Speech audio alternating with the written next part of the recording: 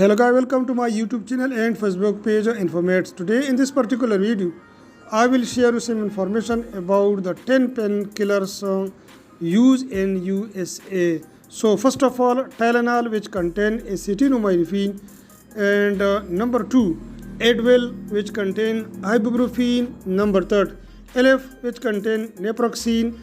Number 4, Bayer aspirin, which contain aspirin.